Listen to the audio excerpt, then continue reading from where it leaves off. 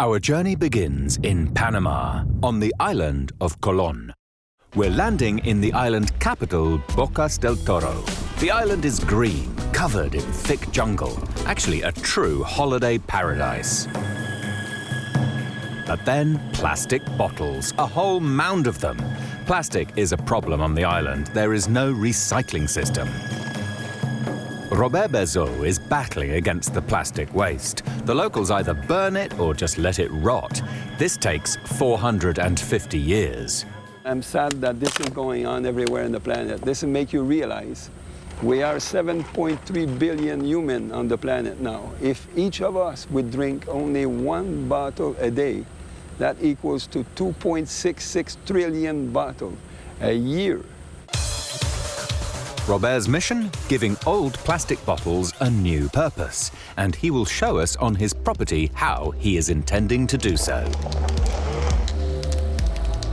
His plan is to build houses from the old plastic bottles, preferably on an industrial scale right away.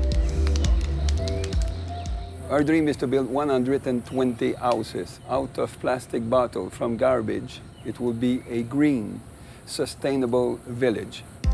Houses made out of plastic waste and a green village? How does this fit together? Robert shows us around his property, a whole 33.5 hectares of jungle. Here, he wants to build his village. The first prototype of a house is already finished. The walls are made from plastic bottles, mostly still unplastered, but it won't stay this way. We will take a closer look in a minute. So this is the first house I built. It's a prototype from a dream to reality, but this house contains 10,000 bottles. House walls made from plastic bottles. How do they have to be constructed that they are sturdy? In the workshop, we meet Felix. He's been working for Robert for 6 months.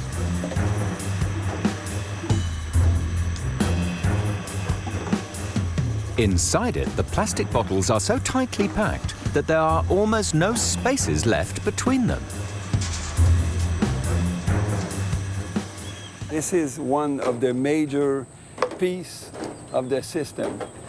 It's all cages with bottle trap inside that we attach one together, one to the other. It's like the block for the kid. The bottles don't only vanish in the house walls, they also have another important property. When the sun shines on one side of the panel and have the cement, it cannot transfer to the other side because it's difficult because each bottle contains air, and that air, by the time the sun will heat the temperature inside the bottle, it's impossible. So that's why you get 17 degrees C difference. This also works the other way around. In the winter, the warmth stays in the house and doesn't leave the building. This is due to the fact that the air in the bottles hardly moves and is therefore a bad heat conductor. Felix welds the cages with the plastic bottles shut. Apparently, it is supposed to be very durable. Robert wants to prove this to us, a house wall throwing contest. Slowly, we realize Robert's methods are a little unconventional. So do you think seriously that this panel can resist to a quake? Imagine when you put a series of them and we weld them together. There is no way. The plastic bottles filled with air make the walls flexible. This way they can resist vibrations better, a clever construction. Robert is neither a trained architect nor an engineer. He used to work in a factory. All his knowledge about building houses is from the internet. 3 years ago, he left Canada because he didn't like the weather. Already on his first day, he fell in love with this part of Panama, but he soon realized what a huge waste disposal problem his little paradise has. At the moment, Robert and his employees are working on the first house that they want to sell. In the next month, the first inhabitants of the plastic bottle village are supposed to move in. The house walls made of plastic bottles will not stay naked. They will get a protective layer of cement. Inside the walls, there are pipes with cables for the electricity between the plastic bottles. Speaking of electricity, how safe is the house in case of a fire? We use only PET #1 bottles. Those bottles are special. They only have like 18% oil inside, so they don't catch fire. PET stands for polyethylene terephthalate. This kind of plastic is not very flammable. Robert demonstrates.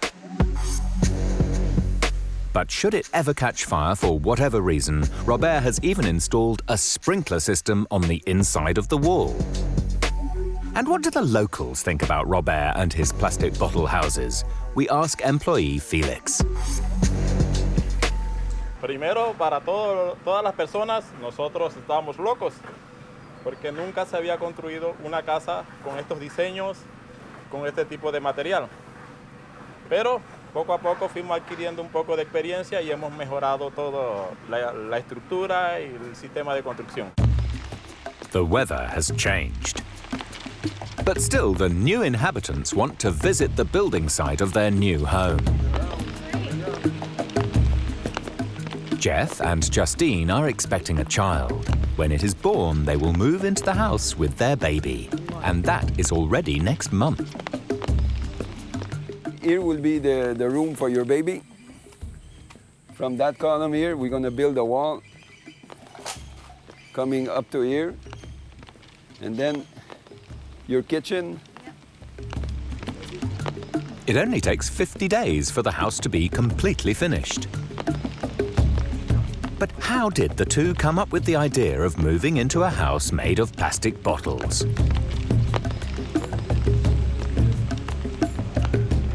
And we went on a walk recently and met Robert, and he just inspired us. He really inspired us to the future and to new techniques of building. And now being able to recycle 20,000 plastic bottles and turn them into a home is quite incredible. Of course, this isn't only possible in the tropics. Houses like these could be built all over the world. But what is life like in a house like this? Is there any comfort? Are there any differences to a normal house? Robert takes us to a hotel. Here, he has already built a bungalow completely out of plastic bottles. But it doesn't look like plastic at all, and doesn't sound like it either. Nobody knows that there is bottle inside there. You cannot tell once it's finished. Our verdict? The walls seem sturdy. You can even simply hang pictures on the wall with the help of a nail. Electricity also working.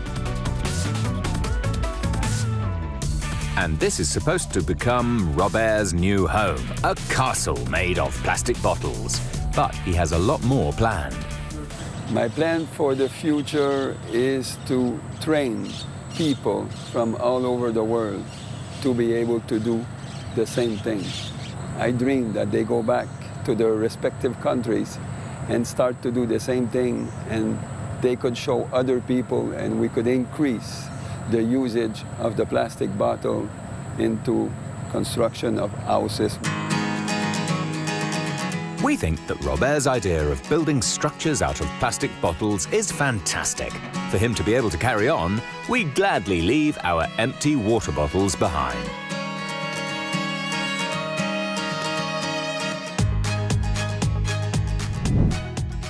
Our next mysterious place takes us to Greece. We arrive in the land of the gods, to be more specific on the Greek island of Kefalonia. It is said that a curious phenomenon can be found here, levitating boats.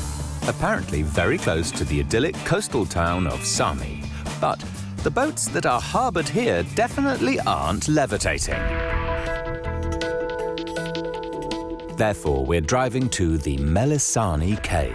Somewhere here, we are supposed to be able to find them. A tunnel leads us deep underground. At the end of it is the only entrance to the cave. But levitating boats? Not a single one. There are simple rowing boats that are moored here in the water. The cave is 20,000 years old, but has only been accessible to the public since the 1950s. We have arranged to meet boatsman Nikos. He has been working in the cave for 10 years and knows it inside out. Είμαι είμαι δεμένος. Άμα δεν έρθω εδώ, δεν μπορώ. Ναι, είμαι δεμένος με το σπήλαιο. Είμαι πολλά χρόνια εδώ. Μ' αρέσει να είμαι εδώ. Φαινόμενο του ήλιου. Αλλά ελάτε μέσα στη βάρκα να το δείτε και να σας εξηγήσω πώς γίνεται. Nikos rows into the 40-meter-wide dripstone cave with us. The water is up to 35 meters deep. Κανονίστε να πέσετε μέσα και μετά είναι παγωμένα τα νερά. And it is really cold. The water only catches about 2 hours of direct sunlight per day. Another factor is that it is constantly in motion.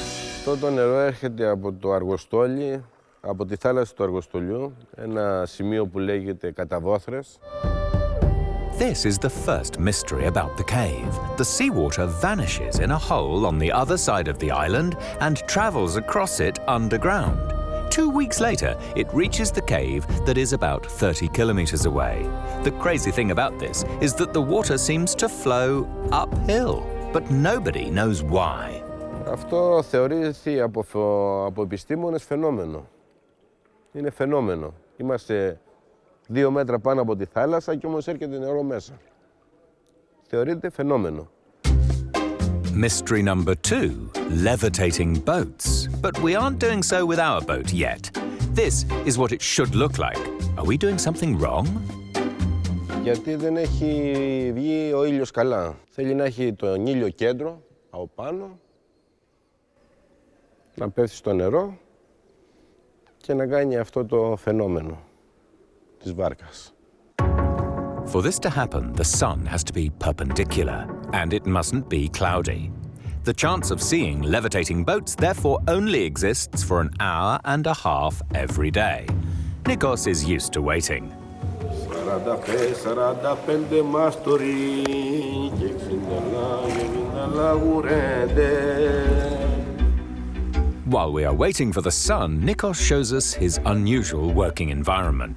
Scientists have to regularly check the statics of the cave because about every 2 months a small earthquake occurs here. It is almost noon. Therefore, we row back into the magic part of the cave. The sun is slowly beginning to shine into the crater. Μάγκες, εδώ είναι το σημείο. Αλλά πρέπει να περιμένουμε λίγο ακόμα τον ήλιο, να σκάσει καλά. So we wait and wait and wait. Slowly, we're beginning to ask ourselves if the phenomenon doesn't exist after all. The cave is slowly beginning to fill up with other impatient visitors. And then... νάτος, ο ήλιος βγήκε. And really, as soon as the sun is shining vertically into the cave, the boats begin to levitate. It is most important for the perspective to be correct. If you are in a boat, you barely see the phenomenon. As the boat is reflected in the surface of the water, only now do we notice all the boats are painted blue. Why? Οι βάρκες που είναι μπλε τις έχουμε βάψει έτσι για να δένει με το νερό που είναι το μπλε, που γίνεται από τον ήλιο και από το βυθό, το χρώμα του νερού μπλε. We want to have a look at this from below and go for a dive. Underwater, we can clearly see a shadow on the bottom of the cave. But why do the right light and the correct perspective give the impression that the boat is floating? Every water surface is transparent, as in clear. We only recognize it as the surface through the reflections of the surroundings. As the blue sky is usually reflected in the water, it appears to be blue to us. The lake is surrounded by black rocks. They are barely reflected and the clear water remains translucent. When the light falls into the cave through the hole at the top at a vertical angle, nothing is reflected in the water. The surface seems to be translucent. Another reason for no reflections in the water, the blue boats create the perfect illusion. They have the same color as the water, and therefore we can barely see their reflection. The boats really seem to float, a truly fascinating optical illusion. Next, our search for the mysterious places on Earth takes us to China. We're traveling to the town of Nuanchuan, 4 hours drive away from the Chinese capital of Beijing. This evening, the Spring Festival is taking place, the so-called Da Shu Hua, which means as much as putting flowers into the trees. Therefore, the whole village is in party mood. The festival is especially well known for an attraction that only exists here, the men in the fire rain. On big billboards at the side of the road, we can already see the advertisements. But we want to know more. In the center of the town, we've arranged to meet the fireman.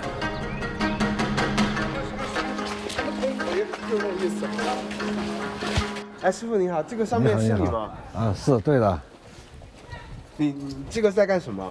这是打树花的。打树花的。啊，这个打树花什么是烟花吗？还是？不是，就是树花，不是烟花。你可以给我们看演示一下吗？我们那个工厂就在那，我领你们去看。好呀，好呀。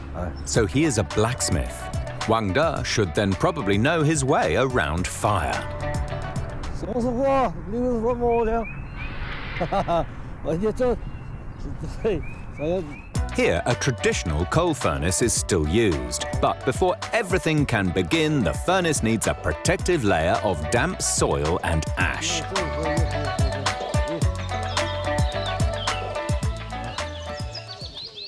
我现在和泥了，和泥以后就修炉子。我们从以前我们从有很多的铸造厂，这就是我们的铸造厂，我们就在这干活。以前我爷爷跟我父亲也是做铁匠的，也是干这个活的。现在我们把炉子修好以后，就开始干活了。Wang De has been working here since he was 14 years old. Only the most experienced blacksmiths from the region are chosen to stand in the fire rain at the Spring Festival. Because it is so dangerous, there are only 6 men left in the province that are capable of this. Wang De has to work today, but he still wants to show us how the fire rain works. The furnace has to reach a temperature of 1,600 degrees in order to later be able to melt the iron. 现在温度不高，现在不高，以后是温度高，现在温度不高。 From old scrap metal, the small blacksmith's shop makes new stove grates or oven doors. The process takes 4 hours, then the metal has turned to a liquid. In Europe, this old method of melting isn't common anymore, but here it is an everyday part of the job.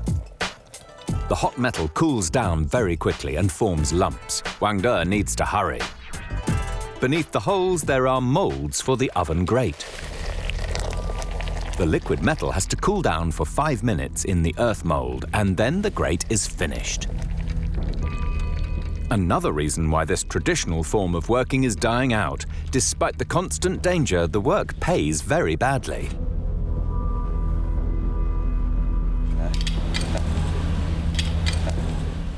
那一般就是你们工厂会生产多少了？一天大概？一天也生产不了多少，一天生产个100来个吧。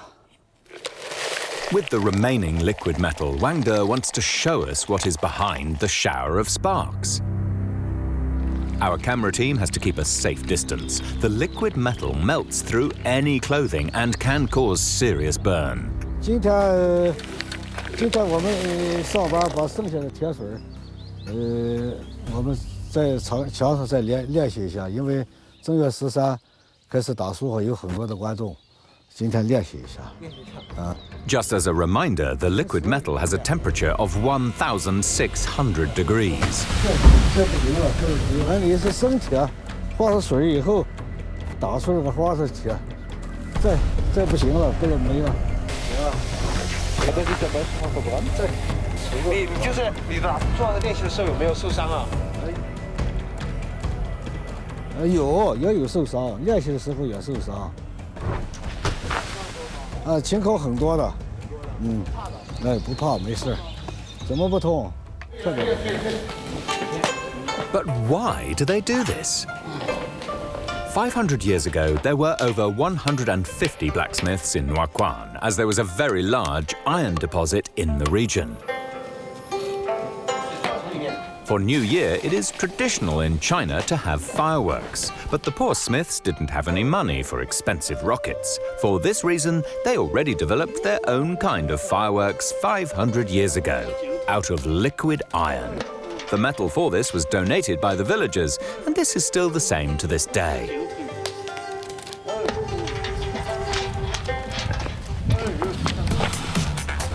The traditional poor people's fireworks have developed into a real event.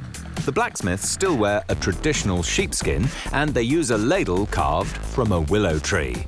But nowadays, up to 2,000 visitors come to each show in the mountain village.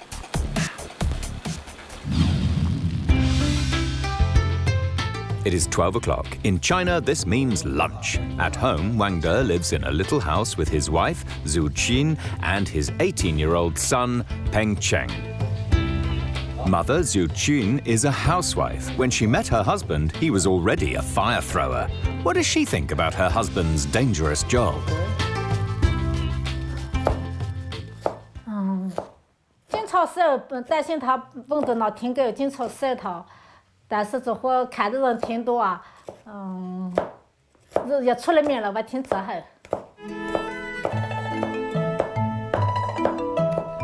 Wang De is a 13th generation iron thrower at the New Year's festival, but his son Peng Cheng does not want to continue in the family tradition.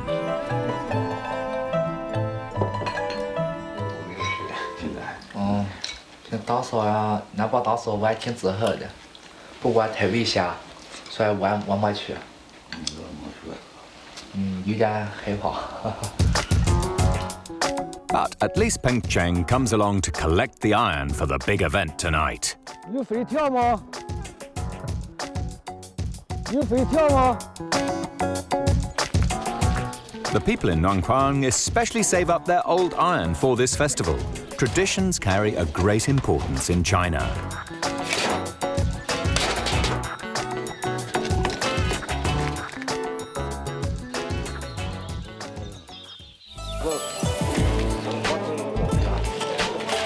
It is 6 o'clock in the evening.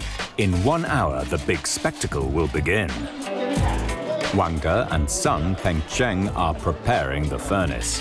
It is the first time that Peng Cheng is helping to heap up the coals. His father hasn't given up hope that Peng Cheng will tread in his footsteps after all.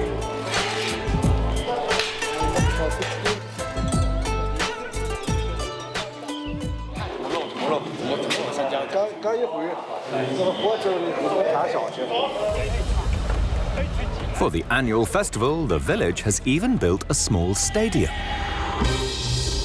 Today, 2,000 visitors are expected again, a big event for the small village.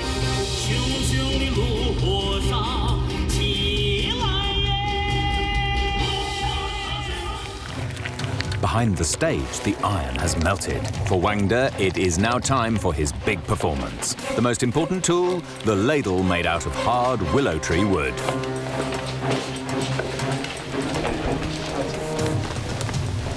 Only protected by a sheepskin and a hat, he enters the stage. Then it is finally time.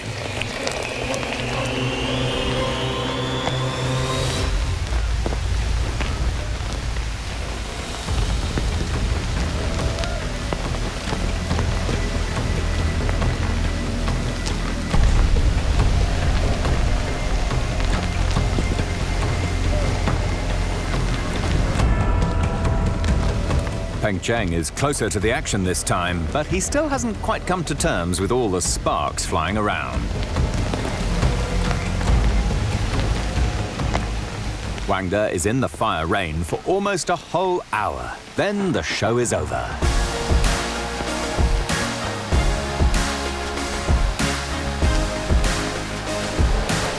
有没有担心啊？有啊，心里其实挺担心的。看一下你爸爸有没有受伤？我看呀。 The molten iron firework from China is truly spectacular. And who knows, maybe Peng Cheng will change his mind after all at the sight of this spectacular event. For us, it is time to travel on to Down Under, the Australian megacity, Sydney. Known for its architectural highlights such as Harbour Bridge and the Opera House. In this metropolis, there are over 650 skyscrapers, but one building is quite exceptional. The One Central Park Tower. A high-rise that combines nature and city. The outside is completely overgrown with green plants. We also discover a gigantic mirror construction on the roof. We will find out later what its use exactly is. In order to find out what this vertical garden is all about, we're meeting facility manager Kieran McAllister. I'll tell you a couple of things that you'll notice with green walls around the world is that there's usually a mark about 2 metres where people go and touch and feel. So we're often doing replacements of plants in these lower sections because people go up to see if it's real. They are definitely real. 250 different plants grow on the facade. They are attached with stone wool. This gives them the necessary grip and also functions as its soil. But a vertical garden too requires attention. Right now we have our maintenance team up there. Our maintenance team on site consists of 6 full-time people. They're undertaking some pruning, general pest maintenance, and just keep making sure that everything's working correctly on the site. Over 36,000 plants grow here. The vertical garden is not only an eye-catcher, it is also actively involved in improving the air quality in the city. Now, if you have a look closely at these leaves, this is a fantastic example of what plants can do in the city. All of this black soot and mess that you see on these leaves is actually the particulate matter from the cars that we see next to us. Normally this would be stirred up into the air, but plants have a fantastic ability of actually trapping this particulate matter. Contaminants from car fumes, for example, stick to the oily leaves of the plants. Special enzymes then turn the poisons into harmless substances again. This way, the vertical garden acts as an air filter for the city. For this to work, the plants need sunlight. For this reason, the architects have installed this unusual mirror construction on the green skyscraper. A total of 320 reflectors make sure that the sunlight reaches all the levels that would otherwise be in the shade for most of the time. But what is life like in the breathing skyscraper? To find out about this, we are meeting a resident.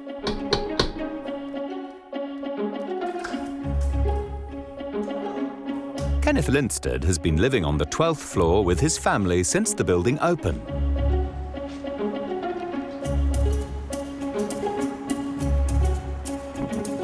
Living sustainably is expensive. For his 65 square meter flat, the stockbroker pays $3,400 per month. It has an automatic watering system, you can see the pipes, so there's no maintenance required, this takes care of itself. I think someone comes once a year, they come down and cut if it gets too big, that's it. So Kenneth doesn't have to water the plants himself. Due to the many plants, the walls of the building are usually in the shade. During the hot summer, a huge advantage. Also, through the evaporating water from when the plants are watered, a cooling effect takes place. This helps save energy. Kenneth only uses the air conditioning on especially hot days. But the vertical garden does have one setback. For spiders and bugs, it is the ideal environment.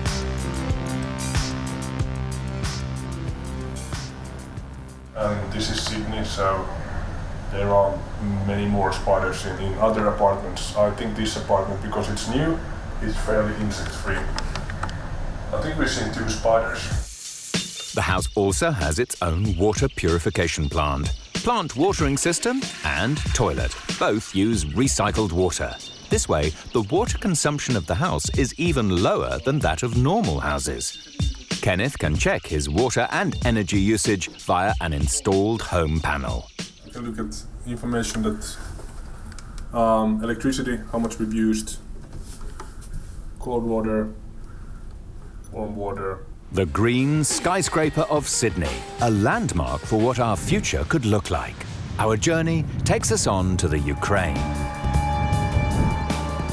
8 a.m. in Kiev. We're paying $300 directly to tourist guide Elena at the bus terminal. Today we are visiting a mysterious place, Chernobyl. In the 1980s, a catastrophe happened in the nuclear power plant there. For $10 extra, it's possible to rent a Geiger counter. Then the trip to the radioactive zone begins. We should understand that exclusion zone is not touristic. That is why we don't have proper toilets everywhere. We don't have souvenirs, shops, fancy restaurants, and hotels. Hardcore experience. Yeah. After a 2-hour drive, we reach the exclusion zone. In a radius of 30 kilometers around the reactor, there are strict entry controls. Without a permit, no one may enter or leave the area. Therefore, we all have to leave the bus and show our passports. The other members of our group are from all over the world: Finland, Holland, USA, New Zealand, and we all have the same goal: to see the reactor just once. Okay, so we successfully passed through first checkpoint Vityatki, and you're welcome inside exclusion zone. As well as Elena now, the website states that there are very strict rules for when leaving the bus inside the zone. Stay together, don't sit down, don't place anything on the ground, don't touch anything, and stay away from so-called hotspots. The hotspots are small areas in which the radiation is especially high. Our Geiger counters raise the alarm here for the first time. You're over 40. What the This is not healthy. I know. Don't breathe. So now it's 3.3? No, 6. Everywhere in the world we are exposed to radiation. About 0.1 millisievert are normal. At this hotspot, it is 150 times more. 16. Well, there's a small particle somewhere there, and you shouldn't touch that particle, but it's in the ground. Otherwise, they would have cleaned it. So it's just, well, 16. 1 minute 16. That's 8 minutes in an airplane. Yeah, my trip to here took 3 hours in the airplane. So Where's the 16? yeah, you have to be lucky. If lucky is the correct word here. Our trip continues deeper into the exclusion zone. On the way to the accident reactor number 4, Elena shows us the cooling towers of the formerly planned reactors number 5 and 6. At the time of the accident, they were still being built and were never finished. Here there are many places where the radiation is extremely high. Our tourist party is given a little time to look around the tower independently. Radioactively contaminated moss grows everywhere. But what effect does the radiation really have? How dangerous is it to be here? We decide to ask.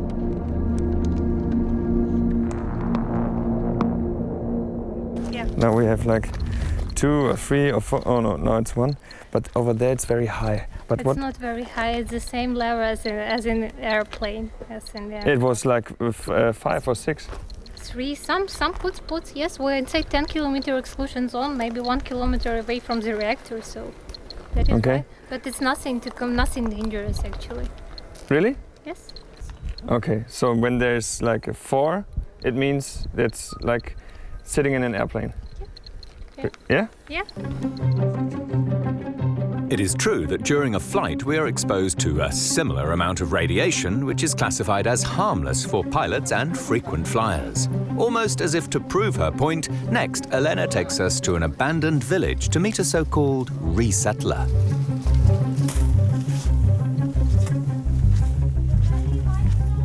"86-year-old Ivanova is one of 187 people that simply moved back to the exclusion zone after the evacuation and now live here again. Luckily, we have a native Russian in our team who can ask the elderly lady a couple of questions.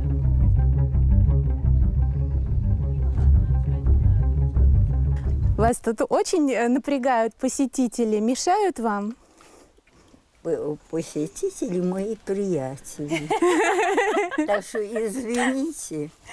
А вам не страшно здесь? Радиация? Радиация. У нас у всех счетчики. Бачите, до радіації я принюхалася з першого дня. The 86-year-old neither has electricity nor water and lives completely independently. Onions, potatoes, mushrooms, and apples. Everything she needs, she grows herself in the contaminated ground of the exclusion zone. We continue.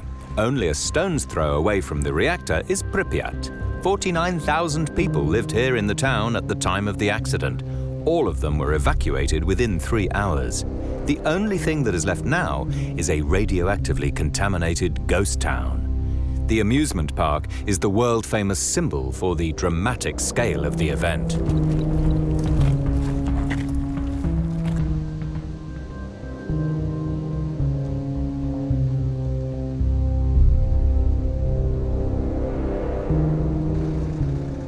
And then it is finally time to go to reactor number 4, the heart of the exclusion zone, the cause of the nuclear catastrophe. At this point, no one in our group would dream of how close we will get to the accident reactor. Only the alarms on the Geiger counters are proof. We are getting closer.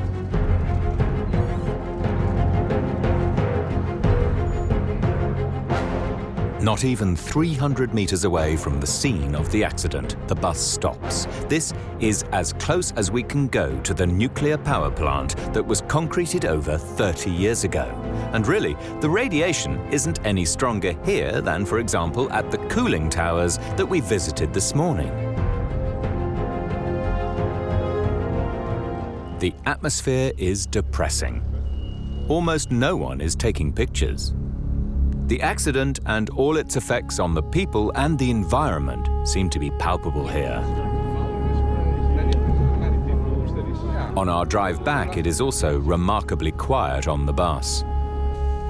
We only find out how high the radiation exposure really was upon leaving the exclusion zone. One last checkpoint. Only if you pass this screening test are you allowed to leave Chernobyl again. Radiation gauges, probably still from the days of the Cold War, measure if we are radioactively contaminated or not. 70,000 tourists visit the exclusion zone every year, but not a single one has had to be decontaminated yet.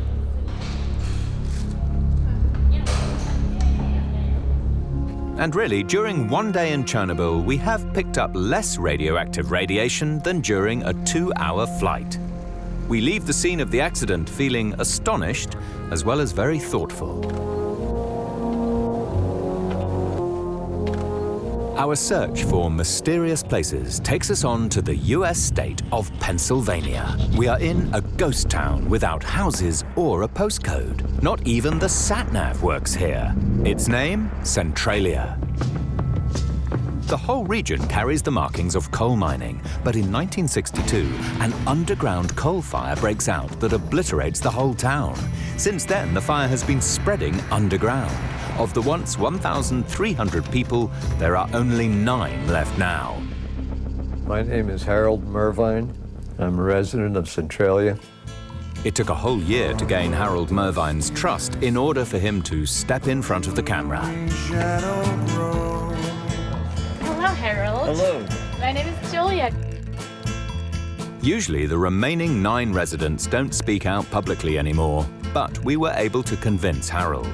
What is life like living on hot coals and completely without any neighbors?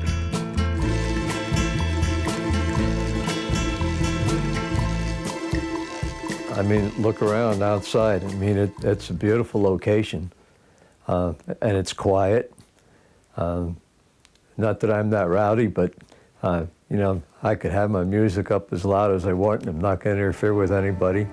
I don't have to worry about parking. But on the other hand, he lives here without the internet and without television. Harold is a bus driver, and he enjoys his lonely life in Centralia. He doesn't see the danger deriving from the poisonous gases, and also doesn't even believe in the existence of an underground fire. Well, the government says it could burn for 1,000 years. I would sort of doubt that. Most of that is all nonsense. I don't know where they come up with some of this stuff. Maybe Harold should join these two men in the car. John and Tim work for the Environmental Agency of Pennsylvania. We are at the place where the fire broke out more than 50 years ago. So we're right here next to the cemetery. It is definitely a man-made problem. Most mine fires are usually started by man-made, whether it be through burning trash or, it's something as simple as a cigarette being dropped. It could be any number of things. The last witnesses of the houses that used to be here, the chimneys.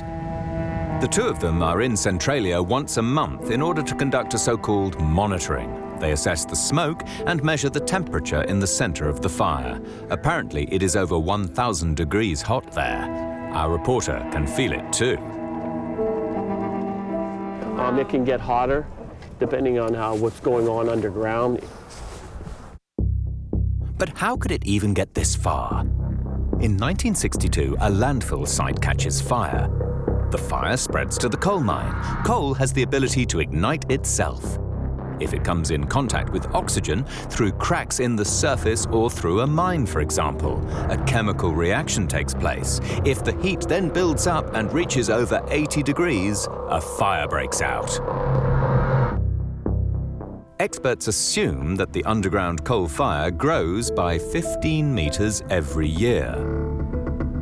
The gases that come to the surface are poisonous and partly carcinogenic. The carbon that is set free isn't only bad for the atmosphere. The soil and the groundwater are also contaminated. Tim and John cannot understand that there are still 5 inhabited houses here. Yeah, some people don't believe that there is actually a fire here. That's what they would like to believe, that there is a conspiracy here, that we are coming in here to try to take the coal reserves. That's not the case. We don't even own the coal reserves. The homes that were purchased we've only bought the surface rights. The coal is still owned by the borough of Centralia. Let alone in Pennsylvania, there are said to be 38 mine fires. Centralia is the most prominent example. In the land of opportunity, the government can only watch how the fire keeps eating its way through the ground. You are powerless. It's such a large fire, and there's a lot of unknowns about where it is and what's going on and what changes. To actually extinguish this fire, which it was looked at one time, it would have cost like $600 million to do it. $7 million were already spent on different attempts to solve the problem, all without success. Patrick Rooney is a former resident of Centralia. Like most people, he was also forced to move, but he's still drawn to his past, to his hometown. Not much is left of his family home. The government had all houses torn down right after the evacuation. Everything looks so small as compared to when you're a kid. Yeah, this should have been like the front or the kitchen here right past the back porch, but it's not a good idea to walk any further. We have an air pocket there, a hole that opened up. And back then, he experienced everything connected to the fire. It is a part of his childhood. Within one day, the house had to be cleared. I get home from school and there's no one around. Everybody's gone. There's furniture missing. There's no food in the refrigerator because the refrigerator's unplugged. There was a bottle of ketchup and cat food on the counter. Patrick is 15 years old when he has to leave Centralia. Bit by bit, almost the whole village is evacuated. All in all, the state provided more than $40 million to the inhabitants for the resettlement. Patrick's family received $13,000 for the move. It was dangerous. We didn't think anything of it. It was our normal everyday life. You know, now that I look back on it, my dad had made the right decision to get out because somebody could have gotten killed.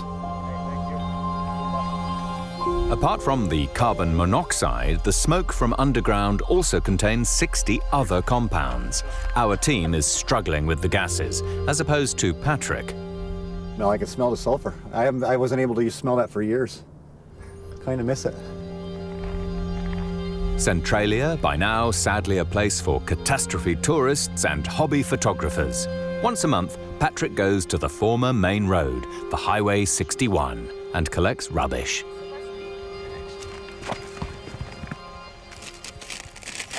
You know, don't do this. Don't leave this stuff lay around. Don't clean out your house and leave it lay around and use this as a dump. I mean, show a little bit of respect. We were born and raised here. He struggles seeing the place where he grew up like this. Experts suspect that the subterranean inferno has already spread to a size of 160 hectares. And Centralia is not an isolated case. In the whole world, each year, about 600 million tons of coal burn. It is a man-made global phenomenon.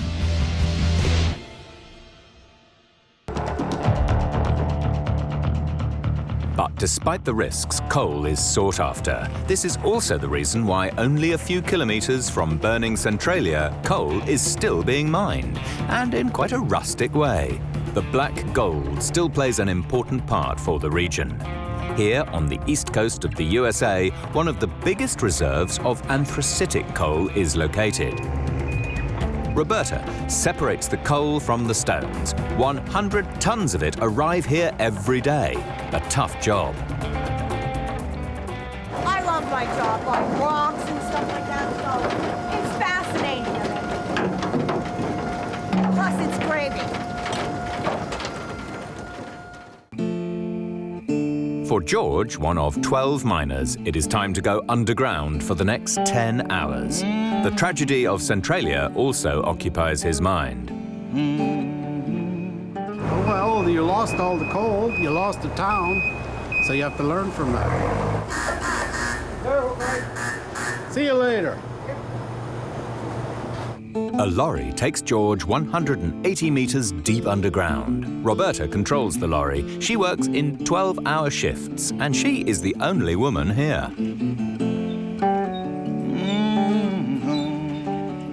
I like a job that's physical, that keeps me busy. I can't sit and let somebody pay me to do nothing.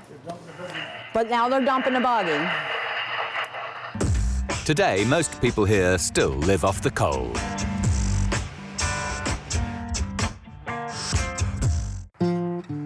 David Lucas himself worked underground for 40 years until he fell ill with silicosis. Today, he still comes to the mine daily.